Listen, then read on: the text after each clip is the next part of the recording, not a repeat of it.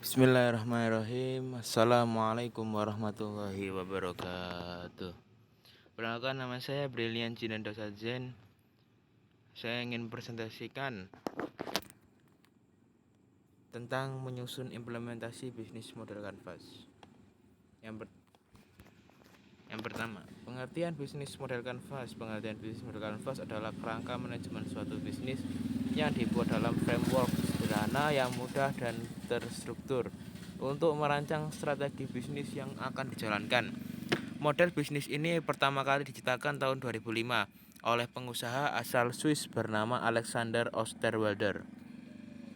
Bisnis model Canvas menjadi salah satu materi pembelajaran pada saat kelas bisnis untuk membantu para pengusaha merancang bisnis dengan baik. Perusahaan-perusahaan besar seperti Toyota, Honda, Amazon juga menerapkan konsep yang sesuai dengan model bisnis.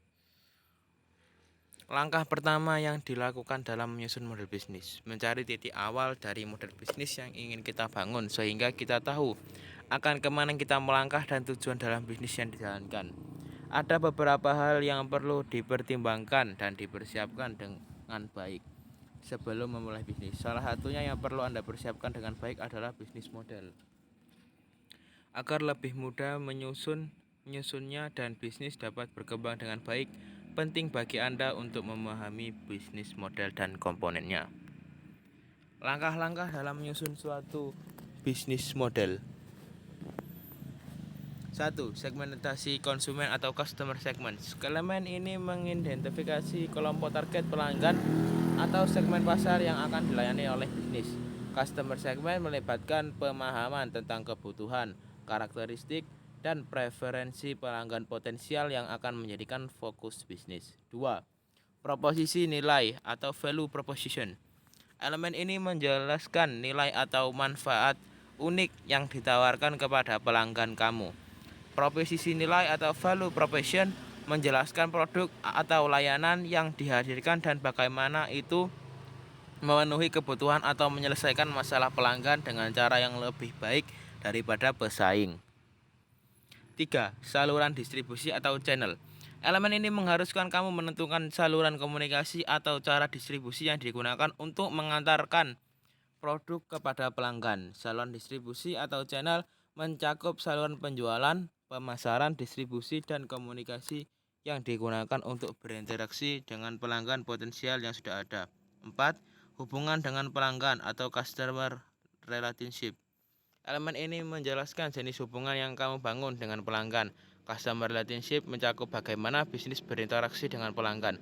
Apakah itu melalui dukungan pelanggan, personalisasi, layanan purna jual, dan atau hubungan nilai lainnya yang berkontribusi pada kepuasan pelanggan dan retensi.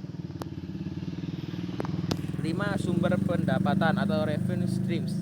Elemen ini mengidentifikasi cara-cara di mana bisnismu menghasilkan pendapatan. Sumber pendapatan atau revenue streams mencakup model bisnis yang menjelaskan bagaimana produk atau layanan dihargai, apakah itu penjualan langsung, langganan, iklan, atau model pendapatan lainnya. 6. Sumber daya utama atau key resource. Elemen ini mencakup sumber daya seperti aset fisik, keuangan, manusia atau intelektual yang diperlukan untuk menjalankan bisnis.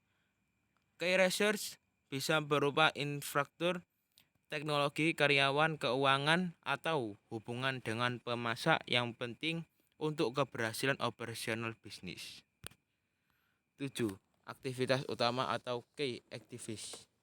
Elemen ini menggambarkan kegiatan-kegiatan utama yang harus dilakukan oleh bisnis untuk menghasilkan, mengirim, dan menjaga nilai kepada pelanggan. Key activities bisa mencakup riset dan pengembangan produk, produksi, pemasaran, penjualan, layanan pelanggan, dan kegiatan operasional lainnya. 8. Mitra utama atau key partnerships. Elemen ini mengharuskan kamu mengidentifikasi mitra atau pihak ketiga yang dapat bekerja sama dengan bisnis untuk mencapai tujuan bersama dan memberikan nilai tambahan.